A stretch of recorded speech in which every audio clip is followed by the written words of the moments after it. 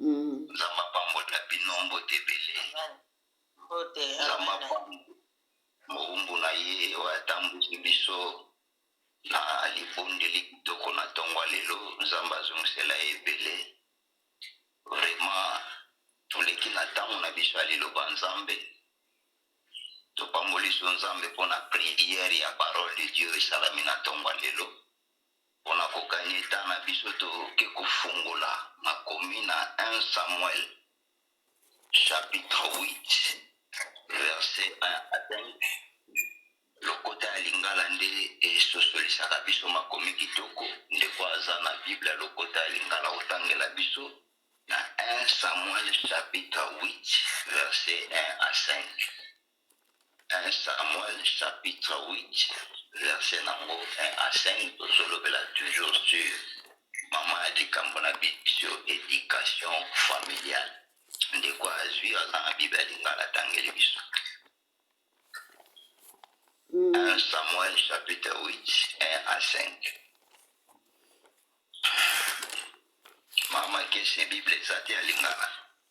Ezali papa nazofungula makomi.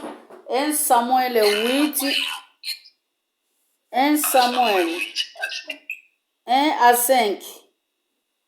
Yes. Natangi makomi na Nzambe. Na 1 Samuel 8 na 1 Samuel 8 1 Samuel chapitre 1 à 5. Yes. Nazotanga makomi. Likolo ya 8 Bible elobi boye. Batu ya Israele basengi bazala na mokonzi. Tango Samuel akomi. Lelo tolobela mingi pona bana. Esika mama chutanga balobi Samuel akomaki mpaka. Akomaki bana na baza bazuzi na mboka Israel. Hallelujah. Joel na Abijah. Mais mpaka batali babi papa mano bazotambola na lolengi yo tambola kite. Na lokota français lobi mano bazotambola na baterrasse na yo te. Bazotambola lolengi yo tambola kite. Bazotambola na kobanga na Nzambe te. Bazana lokoso mbongo bazotambola na justice te. Ponela biso mokonzi mo bakamba biso ndenge banation mosusu bazotambola. Bana bazali pamboli kote bana Nzambe.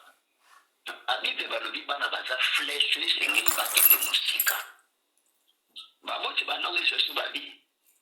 Tobotaka bana kasi tobotaka kotema te. Wana eza bopeseni Nzambe atie entre bapara na bana. Mais vie ya bana eza lié na baboti. Yesu azoloba celui qui m'a vu a vu le Père. Saul tangu David abomi Goliath. Ekamwisa ibanga bi mwana muke akeluboma Goliath. Motuna batuna kibabi papa na ina. Bano tuzongota ata bazana nzela. Soki basali likambo ya malamu to ya mabe. Bakotuna kaka babi moboti ya mwana oyo eza nani. Mwana za oyo atambolaka na kombo to drapeau ya libota. Mwana za oyo a representaka famille. Mwana za Joseph oyo ayaka na lipamboli na libota. Mwana za lipamboli oyo alongolaka pasi. Tamusi ume na libota me mwana oyo akolongolango. Me awa bazoyebisa Samuel babibana na yo bazotambola lokola yo tambola kite. Bazotambola na baterasi na yo te. Nzela ni mabe ekotela na bana biso. Tuma nzela ni mabe ekotaka na bana. Na mukanda ya 1 Roi chapitre 21 verset 29. Eki na mukonzi mona kombaka. Akende kobala mwasi moko ya mabe na kombo ya Isabel. Na mboka na bango tata moko azalaki kobanga Nzambe pe na bilanga na kombo ya Nabot. Me motema na bango kaka ya pasi basepeleka na bilanga na Nabot. Kino bake babomi Nabot. Me nyonso bango bazali kosala Nzambe azali komona. Tango Nzambe amona bengi prophète Eli abikende koyebisa Akab.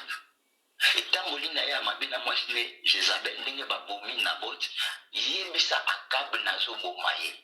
Bible lobi Akab akoti mabondeli abandi kobondela kolelela Nzambe alatisaka. Nzambe abengeli sur Eli abi tala lolengi Akab azolela. nayoki motema mawa asimile mpe kosenganga bolimbisi me nalimbisi Akabe me yebisa ye mabe na ye na kotanga ngo likolo ya bana na ye na kotanga mabe na ye likolo ya bana na ye natangaka verse oyo na motema ya mwa pasi motema ya mwa kolela bana basali eloko te me papa na bango mabe asali nzambe abi na kotanga mabe likolo Akabe te me mabe oyo na kotanga ngo likolo ya bana na ye mpe omona motu mona kati ya bibele lokola David reputation ya malamu atambolaki malamu na nzambe nzambe abengi l'homme selon mon cœur me soki otali na ndako ya David potopoto oyo ezalaki selon bacommentaire biblique David azalaki na bana 9 me bana 9 wana boti bango na bamama ebele kana na kati ya ndako ya David inceste Amnon abimi na leki ne Tamar na Absalom bazalaki mama moko papa moko me na bana mosusu bazalaki bamama différente mais ane kokota Amnon sa Absalom ntango ayoki pasi ekotie na motema abi oyo adenigre leki na nga mwasi bibele elobi ane ekoti na libota me ya papa moko Absalom abandi koluka koboma ndeko ne Amnon ti abomi ye asuki wana te abandi koluka meme aboma papa na bango tala desordre na kati ya libota me papa azalaki molongi neti nga na yo na mboka oza na France na Belgique oza na reputation ya malamu babengako mama moko abotosi me oyo ezoleka na ndako na yo potopoto bana baza na potopoto akosangana te Bible ezoloba Absalom abandi koluka meme kiti ya bokonzi ya tata na ye me mwana ya David abandi koluka kiti ya bokonzi ya tata na ye abandi koluka mabe ekota na kati ya libota na mokanda ya 2 Samuel chapitre 12 verset 12 David abimaka na mwasi ya Iri ntango abimi na mwasi ya Iri nzambe atindi profete Natan koyebisa abi omoni oyo osali na nkoko me nga nzambe nakobimisa ngo na poasa ntango Absalom azobundisa tata na ye ake kozwa moko ya bakonseil ya tata na ye na nkombo ya Achitofele David ntango bayoki babi David mwana no Absalom akomi meme na moko ya baninga na yo conseil na yo Achitofele David asali losambo abi nzambe anéantir meme baconseil ya Achitofele po toyebi ke baconseil ya Achitofele ezaka makasi Achitofele ake kokonseye na Absalom nini abi soki olingi ozwa makasi mpe nguya ya papa na yo bima na moko ya basi ya papa na yo bien aimé moto nyonso akokonseye na vie mais po réussite ta mosu akokonseye po échouer kopesa litoi na ona moto nyonso te Absalom ake azwi conseil ya Achitofele abimi Bible elobi na mokanda ya Samuel ya 2 Samuel je pense chapitre 16 verset 21-22 babi Absalom abimi na mwasi ya tatane David aux yeux de tout Israël mwana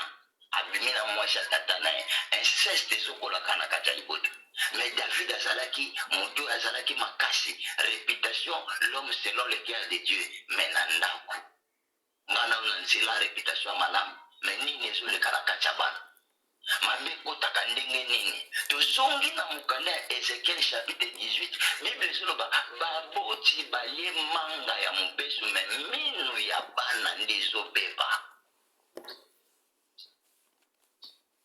ezala masumu mibale na Bible babengi moko transgression eza lisumu oyo moko sali mais iniquité eza masumu oyo sali te iniquité eza lisumu ezobeta oyo ya bakoko de génération ya génération yango monaka ntango tozobondela nzambe apambola ndeko mama oakambi biso na losambo azolela na losambo ya lelo abi mabe mosusu biso tozomona eza biso tosala te lobi na osola na grand frère moko ya libota yebisenga abi libota fo tosambela makasi abi papa na nga noko naza kozanga mosala te soki mosala esili akokende pa tante mo babaluki nsima ndako bazwi likasa nyonso basali yango na besprit na bango ya mboka soki azwika likasa wana tie na se ya lolemo place nyonso akokende luka mosala ya pambapamba te me bakozwa ye sadi biloko eza kosalama ya kala me lelo sikoyo lie wana ezobeta bana bazonyokoma mpo na nini ntango mosusu quelque part baboti bazolia manga ya mobesu me minu ya bana ezobeba ezokende mpe de génération en génération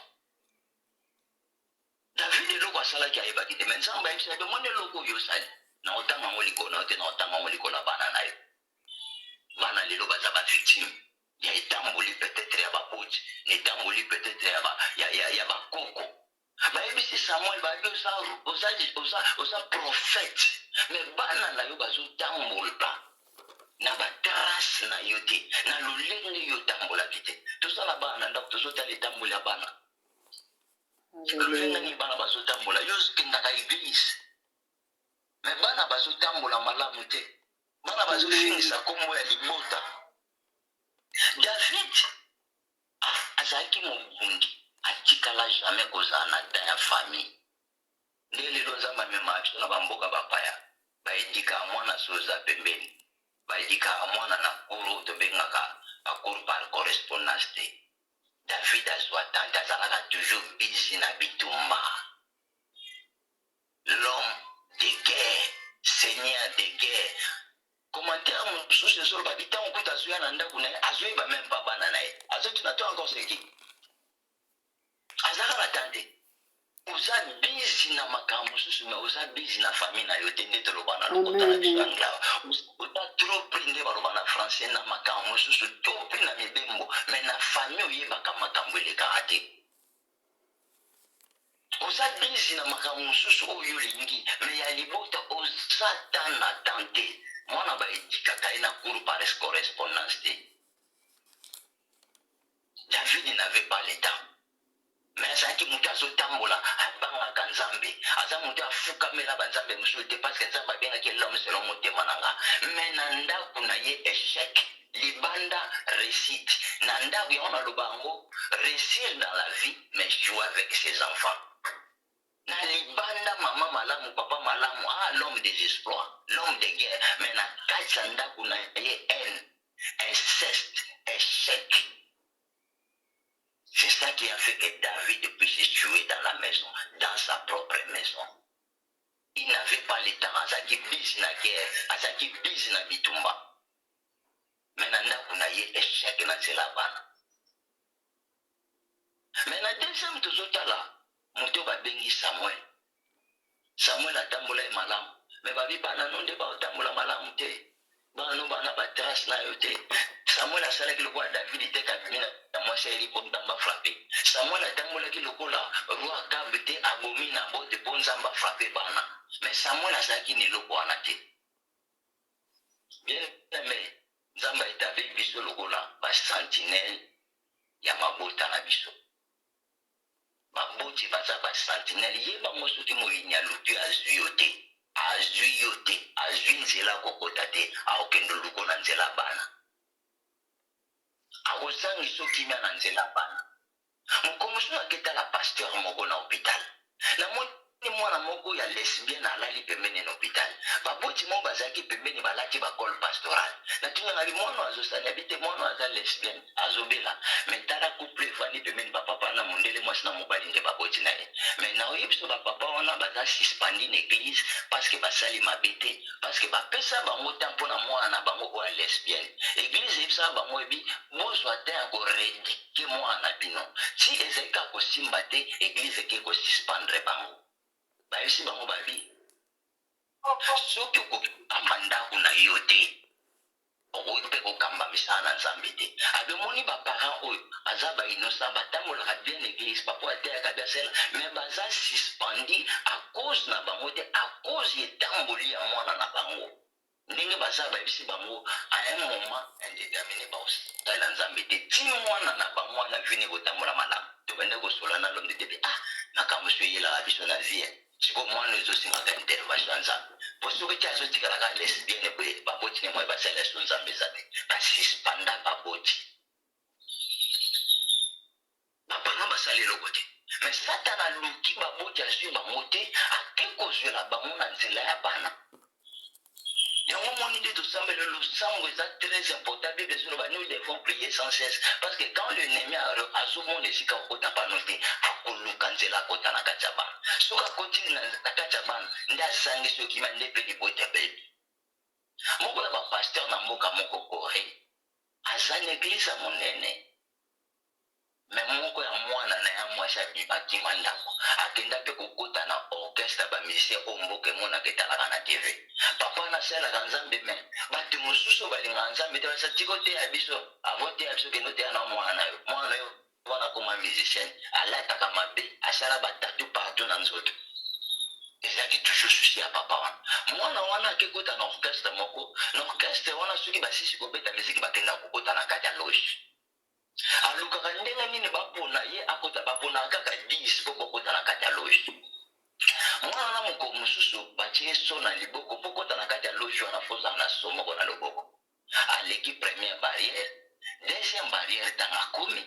Mama moko azaki wana ya magicien nda banda kotala bato soko za na so atali yo après okoti na kati ya loge okuta na ba musicien wana bovanda na bango après concert. Mais mwana na ntango ye mama natali ye abisabi yo place no azate. Alléluia. Yo place no azate. Amen. Yo place no azate. Abina moni yo owuti na famille chrétienne. Mwana na bite ngana za chrétienne te. Mama na abisabi na lobby te ke yo za chrétienne. Na lobby owuti na famille chrétienne. Pourtant yo zuya na zotala yo na zomona ara même moko eza ko entouré yo. Mwa yo kota ozate okobebisa misala awo. Alléluia.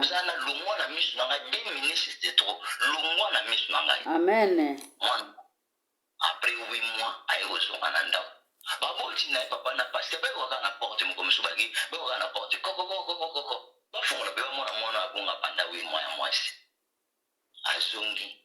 Atunse na kule papa na tunya bi nini komela kiyo ozonga bi na kende na fina nga memo ko mususu susi na meza ka musique de susi na meza ka musique sila na kota na loge wana na banda na ba musicien wana metana komi mama moka so ibisa nga zoloba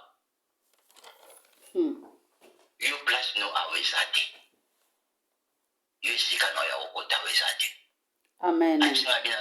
Yo uchi na famille chrétienne na ibisa na za chrétien d'habiter na lobite ko za chrétien na bime uchi na famille chrétienne armemo kuza kuhanturi yo moyo kutakati awa izati aboti ne baba ndikolela papa na ebisabi dans l'amour du père na tsika kiko tsika yo damu kolo moko te na mabondeli banda damu kolo tika kandako. Alléluia. Mama na yo bandeko na yo mabolo mona biso ezalaki toujours na se kolelela nzambe oyo zonga. Papa bina mituna kama beni nyoma na salaki po ekomela yo mwana. Me lokola na mikutisa mai na mabete na za mutu na na botao. Me lokola na lona kama bete me na zalaki kaka kolelela nzambe. Na zalaki kaka kolelela nzambe et puis na zaki na confiance en nzambe wana 15 yo kozonga. Bien me osomita lobi pasi mabe zate me mabe komeli mwana bimia se retrouver chez Libanda. Mwana mila se retrouver na boulevard. Na sala lusambo moko na lomaka nzambe. Mwana aleki 9 mwana libumo mama moko. Mama mwa kobomba sheke 9 mwana libumo nete mwana mama kufuka. Tato aza tata lusambo kobomba mwana 9 mwana te na mkongo na ito na mkongo na ye. Mwana wana bimalobi akoma sheke. Mais si arrive olemba yete na mabonde muto silisa na mukanda ya Jean chapitre 9 Yesu akute na mwana moka zaki aveugle ba disciple batuni Yesu babi mwana akomi aveugle boy ndenge nini est-ce que ça va oti na ye batu basalaki lisumu po mwana akoma aveugle Yesu esi bango te eza baboti te mais kaya mwana eza pona gloire ya nzambe ese manifeste na kati ya libota oyo ekomeli yo mpe ntango mosu ozolela na nzela ya bana tozolobela lelo éducation na famille yo osuki otambolaka nobia mekomi mabe nzela ya bana na nzela ya bana ndeko na mwasi banzela ya bana ndeko na mobali me bomitali bwa mafamille chrétienne bosambelaka ekomi na oyebi biso kaka wana ekomi gloire ya nzambe ese manifeste un jour na libota na. Alléluia. Voilà moke tozalaki nango lelo pour la kokabola sur l'éducation à la famille. Ce qui place moko, olona kama be yango komeli bana, ndenge nzamba ifeja kapo. Moni mabe yo sali, angotanga ngoli kola bana yo. Mais ce qui potambola kalukola Samuel osala mabete. Mais ekomeli bana yo, umela na nzela ya mapondeli. Umela na nzela ya bamama ya kufukama. Umela na nzela ya kulukelungi na nzambe. Hallelujah. Nazongisi na maloba epa moderatrice akamba biso na losango ya motosilisa. Na ndenge toyoki maloba na nzambe, quelques sujets de prière ewumisa biso susu. Na losango liboso na nzambe, nzamba pambola biso. Merci papa. Maman, Marie, je m'en vais, maman, Marie. Je m'en vais parce que papa, je suis bien. Okay.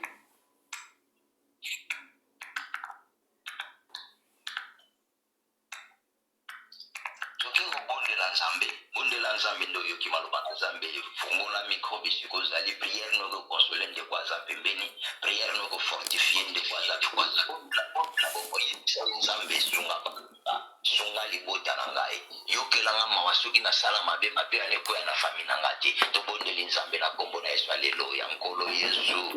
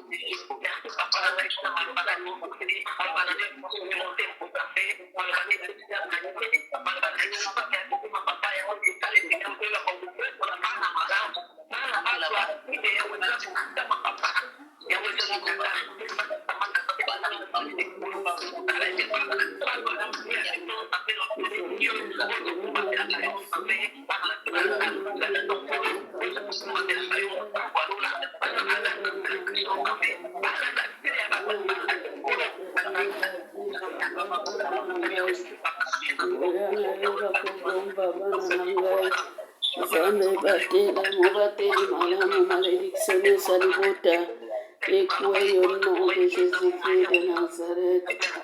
Éternel, a digne de louange et l'adoration, le Dieu créateur, le Dieu tout-puissant.